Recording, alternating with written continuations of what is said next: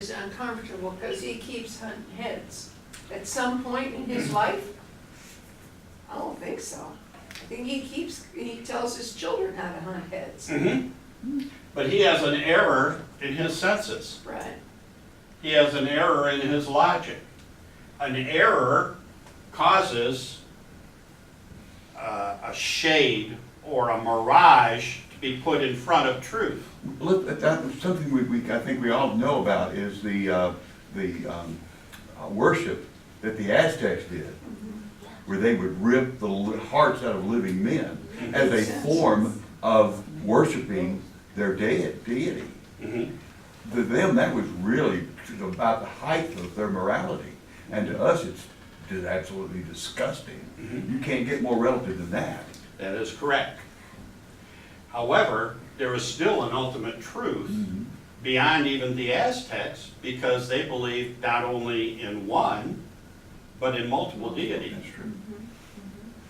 Yeah, that was Quetzalcoatl or whatever it was. Right. So They didn't know. they didn't know. Right. We'll get there. All right. Well, just 2 weeks ago, Yeah. this reporter was killed, Yeah. shot and killed with a poison dart by these people on this little island who have never been educated apparently, or have no knowledge of the truth. Whatever, the truth, don't know, This to me, I thought was unbelievable, that that sort of thing could happen in the present day. A tribe of people using poison darts. That is so archaic, It's, well, of course, in World War II, they used them.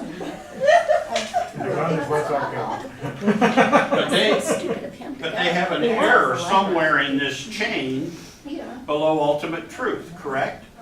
Either in their knowledge base, or in their senses, or in how they've decided to act based on an error somewhere in here allows them to behave that way.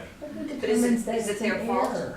Huh? Who's determining the error of their thinking? Because of the ultimate truth, which is God. Right? God is love, Right? and therefore they couldn't act in that manner. It's contradictory to what is true. But they So know we should that. put a satellite on the island and broadcast. But doesn't the church tell us this? What is the mission of the church? Evangelize. Spread the gospel. Evangelize. To spread the truth, the good news, right? That God is love. Somebody else asked something, and this is an argument I have with some of my Protestant friends about what the word, you can't enter heaven except through Jesus. These people, it wasn't their fault, and they were being as moral as they knew how to be. We'll talk about this in a And it second, seemed like because they I'll should come get into right back heaven. to that. You had a question back there. Yeah, we used to work with tribes in Vietnam called the Mountain Yarns, and they had no exposure to anything until they met us. Right. And so a lot of it has to do with general exposure and giving them the knowledge. And they say, well, what is this cross you're bringing? And you explain it to them. And so it's everybody's making a big deal like this Christian got killed. Well, hell, it's been happening for centuries. So it's nothing to, if you're not willing to die for your religion, then you're not very religious. That's right. And the reason is that you are compelled, once you know the truth, you're compelled by the truth. Right? You are motivated by the truth. Now, to your question, what about these poor guys that are down in Bora Bora or wherever, and are they going to hell? Well, our catechism doesn't say that. No. Okay? It says that through no fault of their own, any good works that they do is to God's glory, and we cannot limit the merciful action of God, because He is the ultimate truth, and we still aren't there. Even us, we're not there. As secure as we are in our worship, we still are not there. Father Doug said 2 weeks ago, our butt gets in the way. Our butt gets in the way. This, but this. So let's just take this a little bit further, okay? So we're living in the United States right now. Kenny, where am I at? Oh, you're good. We're living in the United States. We got 50 states. And, at least last time I counted, plus a couple of territories that can vote, I guess. Anyway, are we a Christian nation? Yes. No. Yes. You say yes. I don't care what Barack said. I don't much either, but, okay, that means that we should all have the same ultimate truth, correct? Do we? No. So, there's an element here of relativism, right? Certain people in certain parts of our country, growing up, having a different set of lenses, a different way that they were raised, maybe, a different set of values, a different way of thinking about things. And so because of relativism, it says there isn't this ultimate truth that is God. And therefore, we can do abortion on demand, which is that a moral act? Is the taking of life a moral act? Of course Not not. to them. But we do it, don't we? Force politics. There's all kinds of stuff involved in shading the ultimate truth because people want this relativism. I'm an individual to the point that I can do as I please, trying to understand the term relativism or independent or individualism to the point of saying it's all about me and the search for the truth be damned. The problem we have, at least I think as Christians, if we're really trying our best to live up to the ultimate truth, is there are times when we are faced with choices where if we pick one, we're ignoring the other, and they're both seemingly equally moral. That we haven't done our homework to understand the truth of the matter. We haven't got our knowledge base. It's like going to my textbook and reading it the first time and not being able to understand all the words. And once I did, I had a great deal more knowledge about Scripture than I did when I read it the first time. I didn't refine my knowledge with the purpose of looking for the ultimate truth. I'm much more comfortable with my version of the ultimate truth. Mm-hmm. Is your version of the ultimate truth the same as Maryland's? Probably not. Okay? It probably isn't the same as mine. You know, However, if we all persist in our knowledge, in growing our knowledge of using logic and reason, we will all get closer and closer to the ultimate truth. you know, Father Michael told me several times, he said, all we can do is the best we can do, as long as it is the best we can do, but we won't know whether it's good enough until the only judge that matters makes the judgment. And I said, holy mackerel, that's scary. That is. It is scary. I like it. So, but it's very true, right? You can't escape that one. So you cannot operate in a closed system. You have to be open, which was another message this morning. Or it was in the music, open your hearts. What does that mean? But that's, you don't have to be. Those Indians that Dorothy talked about refuse to learn. Like my brother, I've learned enough, I don't want to know anymore. All But right? they haven't been exposed either to another society or to Right. another way of thinking to say, oh, there's something that's in conflict here. You know, we don't want to be in conflict. we're gonna Well, ignore they them. may want to be in conflict and just not realize that they want to be in conflict. Because they says that they're so isolated that they had no idea. Yeah. Ooh, you Right. have Well, people. they like it that way. They aren't on Bora Bora. They're people I know that they're down street preaching. And in fact, he thought I needed to see the video that got him street preaching. And I'm Catholic, I can't watch that. But yes, you can. I know. And then you can throw that into your knowledge base Exactly. and say, does it jive or not? On Facebook last night, there's a whole thing in there about some new Bible, and it's sold out. And then it starts, what's the Catholic Bible? Who's the imprinter? Who's this, who's that? So I think that ultimate truth, this is a very dangerous thing. Because everybody's gonna have their view of what it is, like, I know. And how do they Come see me, I'll resolve it tell you. today? You'll be happy, you'll be filled with joy. It'll only cost you $125 a visit, you know. And how we resolve that today in our society is through politics. Or marriage, I tell Jerry what to do all the time.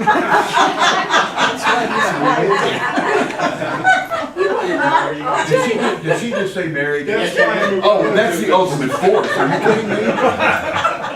Right, Vern? So, He's not saying anything. when we talk about relativism, one of the things that we have to understand is that true relativism, if you go back to Kant, I think his name is, doesn't believe in an ultimate truth. Yeah. It believes that all truth is relative. So what he did was he redefined truth. And there is the problem. Because truth is truth. You can't change it. The ultimate truth is the ultimate truth. The ultimate truth is the ultimate good. And relativism tries to redefine truth based on some other branch of philosophy. Through your experience, through your lack of experience, through your moral code or your lack of a moral code. There's differences in the individual that don't account for an ultimate truth. As Catholics, we believe in an ultimate truth and not a changing relative truth. The way I look at relativism and the ultimate truth, you remember the sort of parable about the 4 blind men that are feeling different parts of the elephant? I think that's it. Tell the story. Well, the 4 blind men are one feeling each part of the elephant, and they all define like this is a snake, it had all this tail, and then this is a wall, and I forget the one was a trunk and a leg, and they all found 4 different things. Well, they're all describing part of an elephant, and it seems to me like that's what our perspective does, is we all look at the same relative truth, but we're only feeling maybe part of it. So we're not seeing the whole thing, because like it says in the Bible, I believe, or at least it's been said, that we can't, really, our mind just can't encompass what God really is. So maybe that's the problem. It's really not that there are separate ultimate truths, but that we're just looking at different parts of that ultimate truth. One of the things that we have to think about is that relativism is a very individualistic act. And it has nothing to do with community or the common good or a collective at all.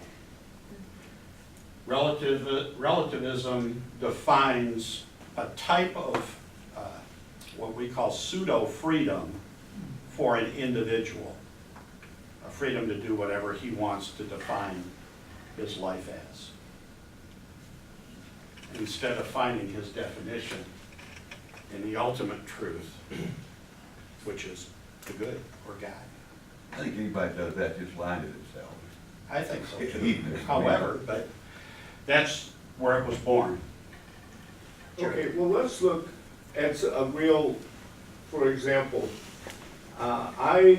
let's say that I truly believe that if someone commits a murder and that we take his life because of, we execute him, we put him in an electric chair, that is truly right.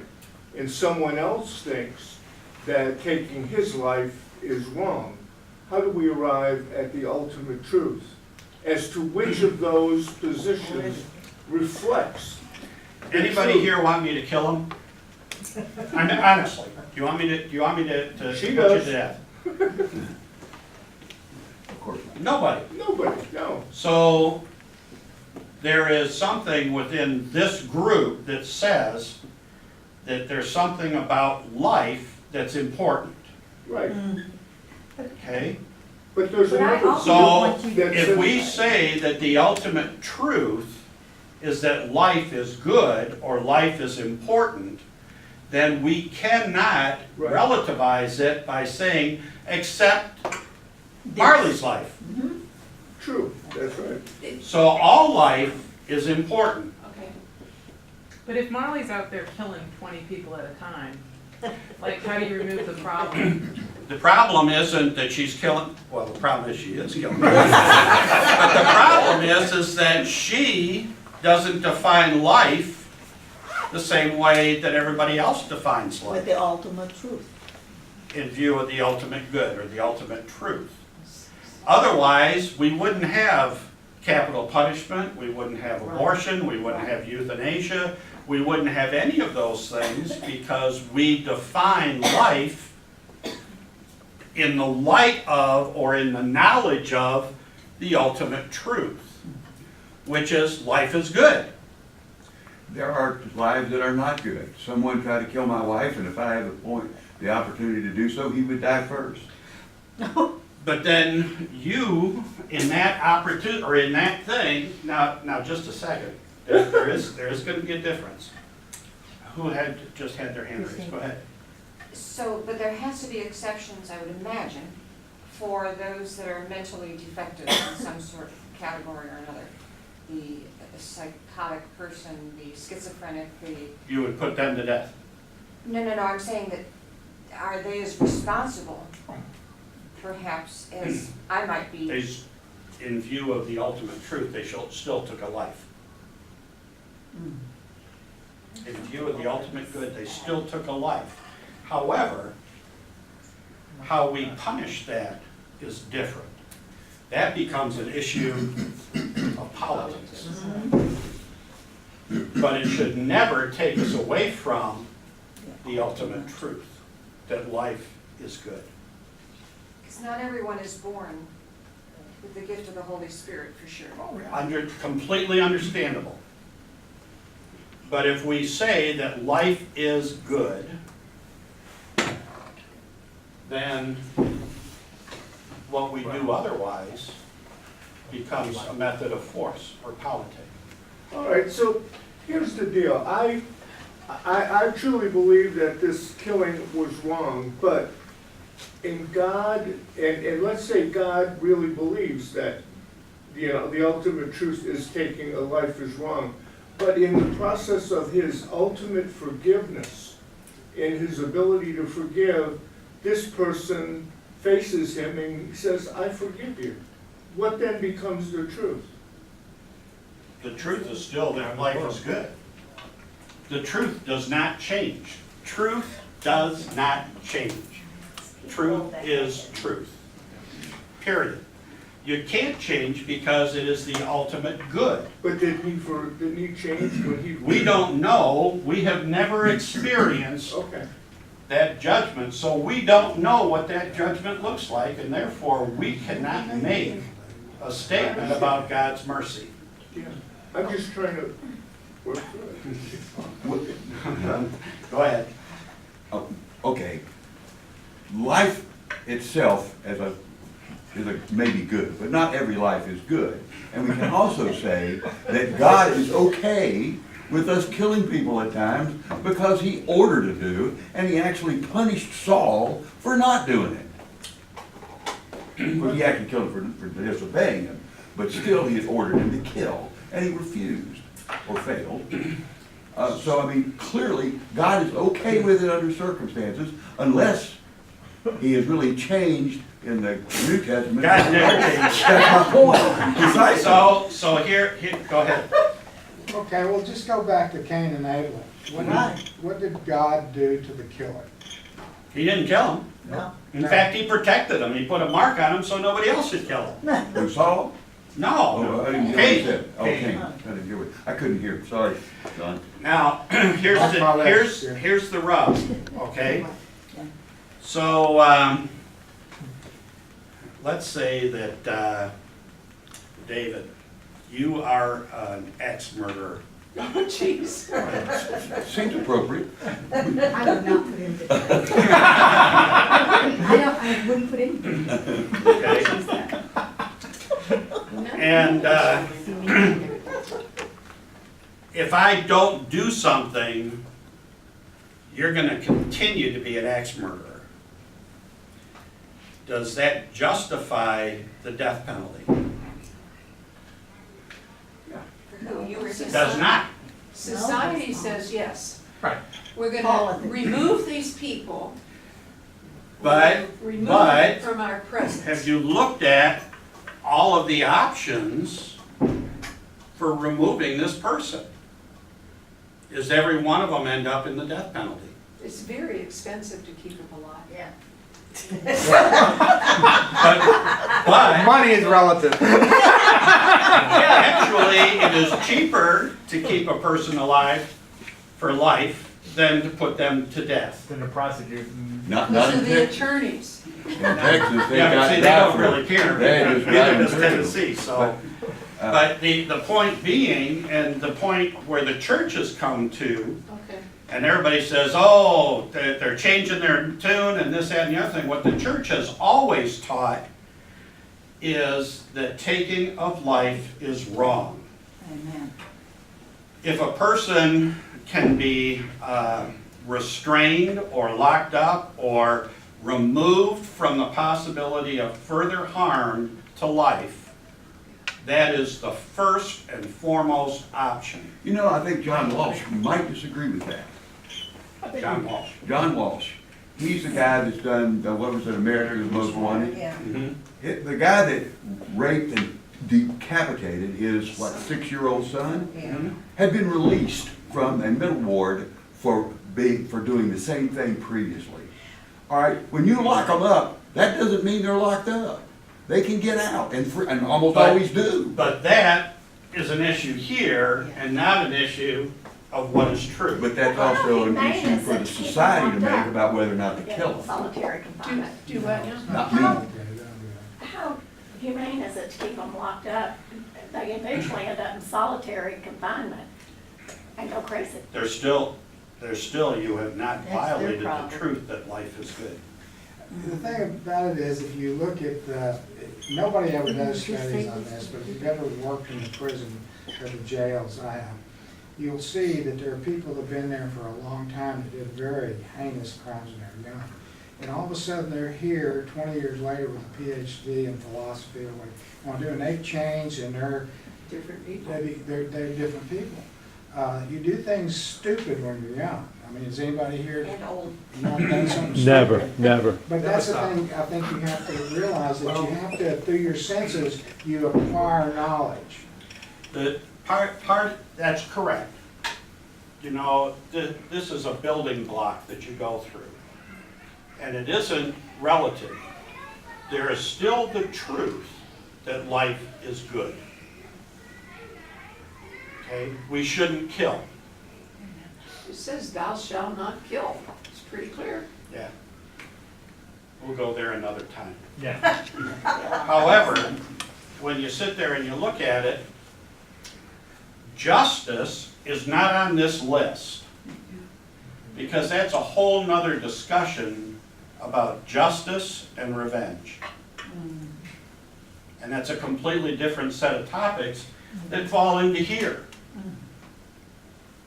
This is what I call the big parking lot. Politics.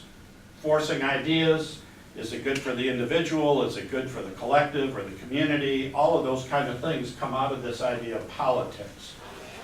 But if politics is informed by truth, knowledge, morality, then this should be in accordance with leading back to the truth.